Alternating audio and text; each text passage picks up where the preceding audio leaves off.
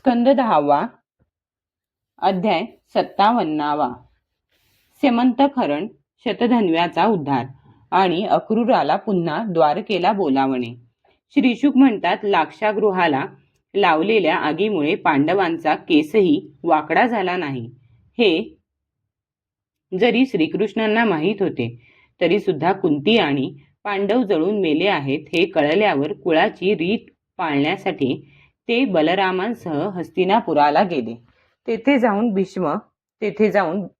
जाऊन भीष्म, कृपाचार्य, विदुर, गांधारी आणि द्रोणाचार्यांना भेटून त्यांचे सांत्वन करून सहानुभूती दाखवून ते त्यांना म्हणाले, अरे रे, फार वाईट झाले. ही संधी साधून अक्रूर आणि कृतवर्मा शतधन्व्याला म्हणाले, तू सत्राजिताकडून मणी का घेत नाहीस? ज्याने आपली सुंदर कन्या तुला देण्याचे वचन दिले होते त्यानेच आता आम्हाला झिडकारून श्रीकृष्णांना ती दिली, तर सत्राजिताला सुद्धा भावा मागोमाग यमपुरीत का पाठवू नये? शतधन्वा मूळचा दुष्ट होता आणि आता तर त्याचा मृत्यूही जवळ आला होता. त्या दोघांनी असा बुद्धिभेद केल्यामुळे त्याने लोभाने झोपलेल्या स्थितीत सत्राजिताला ठार केले.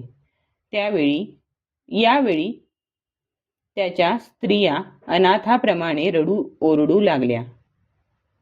परंतु तिकडे लक्ष न देता कसाई जशी पशूंची हत्या करतो त्याप्रमाणे शतधन्वा सत्राजिताला मारून व मणी घेऊन तेथून पसार झाला.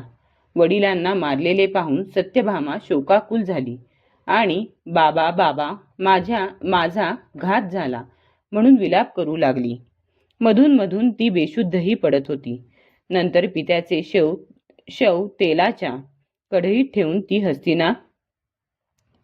हस्तिनापूरला गेली. अत्यंत दुःखी अंतःकरणाने श्रीकृष्णांना तिने आपल्या वडिलांच्या हत्येची बातमी सांगितली. वास्तविक हे सर्व त्यांना अगोदरच माहीत होते. राजा श्रीकृष्ण व बलराम ते ऐकून सामान्य मनुष्यासारखे अश्रू गाळू लागले आणि म्हणू लागले, अरे रे, आमच्यावर दुःखाचा केवढा मोठा डोंगर कोसळला. यानंतर भगवान सत्यभामा आणि बलराम यांच्यासह द्वारकेला परत आले आणि शतधन्व्याला मारून त्यांच्याकडून मणी काढून घेण्याचा विचार करू लागले. श्रीकृष्णाचे मनोगत शतधन्व्याला समजले तेव्हा तो अतिशय घाबरला आणि आपले प्राण वाचविण्यासाठी त्याने कृतवर्म्याकडे मदत मागितली. तेव्हा कृतवर्मा म्हणाला, श्रीकृष्ण आणि बलराम सर्व शक्तिमान आहेत. मी त्यांच्याशी सामना करू शकणार नाही. त्यांच्याशी वैर करून कोणाचे भले होणार आहे? त्यांचा द्वेष केल्याने कंस राज्य घालवून आपल्या अनुयायांसह मारला गेला. तसाच जरासंध 17 वेळा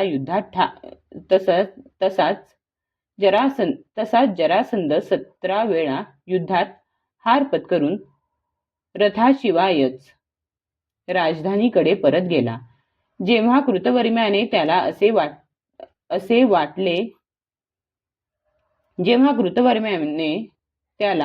असे वाटेला लावले तेव्हा शतधन्व्याने अक्रूराला सहाय्य करण्याची विनंती केली. तोही म्हणाला, त्या समर्थाचे बळ जाणणारा कोण त्यांच्याशी वैर करेल? जे लीलेने या विश्वाची रचना, संरक्षण आणि संहार करतात, तसेच ते केव्हा काय करू इच्छितात ही गोष्ट त्यांच्या मायेने मोहित झालेले ब्रह्मदेव इत्यादी विश्वविधाते सुद्धा समजू शकत नाहीत.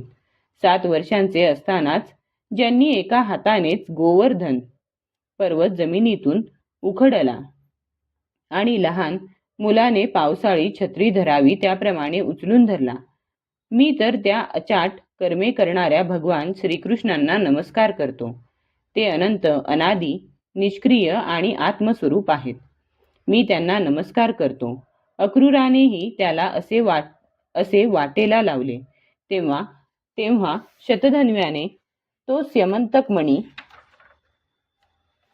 अक्रूराजवळ ठेव म्हणून ठेवला आणि आपण 400 कोस सलगपणे चालणाऱ्या घोड्यावर स्वार होऊन तेथून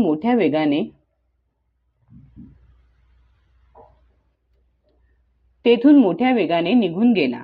राजन गरुड चिन्ह असलेला ध्वज ज्याच्याजवळ फडकत होता आणि अतिशय वेगवान घोडे ज्याला जोडले होते, त्या रथावर आरूढ होऊन रामकृष्ण सासऱ्याला मारणाऱ्या शतधन्व्याचा पाठलाग करू लागले. मिथिलेच्या जवळ एका उपवनात शतधन्व्याचा घोडा जमिनीवर कोसळला. त्यामुळे तो घोड्याला तेथेच टाकून पायीच पळू लागला. तो अत्यंत भयभीत झाला होता. श्रीकृष्ण सुद्धा रागाने त्याचा पाठलाग करू लागले. शतधन्वा पायीच पळत होता, म्हणून भगवंतांनी सुद्धा पायीच त्याचा पाठलाग करून तीक्ष्ण धारेच्या सुदर्शन चक्राने त्याचे मस्तक छाटले आणि त्याच्या अंगावरील कपड्यांत स्यमंतक मण्याचा शोध घेतला, परंतु मणी सापडला नाही. तेव्हा श्रीकृष्ण वडील बंधूकडे येऊन म्हणाले, आम्ही शतधन्व्याला उगीचच मारले, कारण त्याच्याजवळ स्यमंतक मणी नव्हता.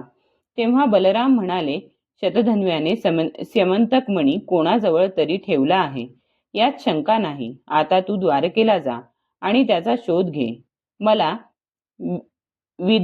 विदेह राजाची भेट घ्यावयाची आहे, कारण तो माझा अतिशय प्रिय मित्र आहे. परीक्षिता, असे म्हणून बलराम मिथिला नगरीमध्ये गेले. पूजनीय बलरामांना येताना पाहून मिथिलाधिपतीचे हृदय आनंदाने भरून आले.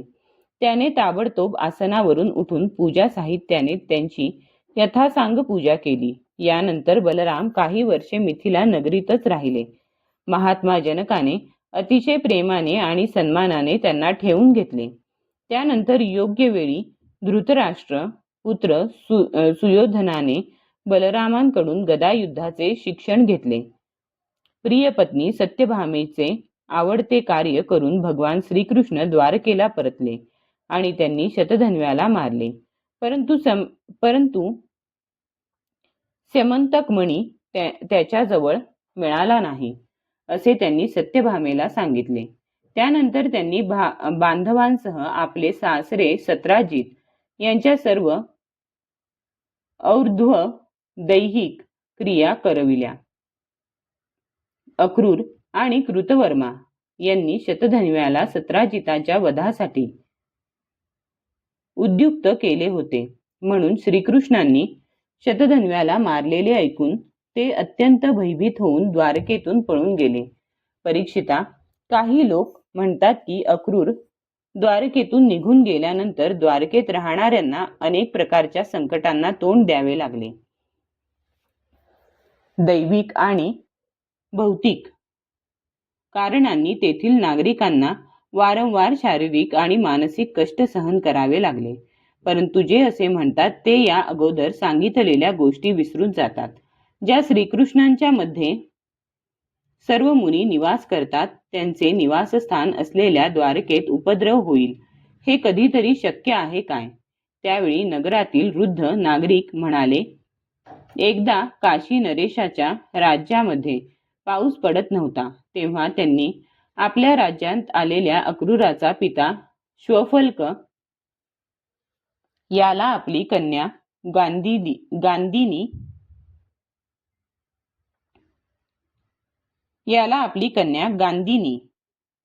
दिली.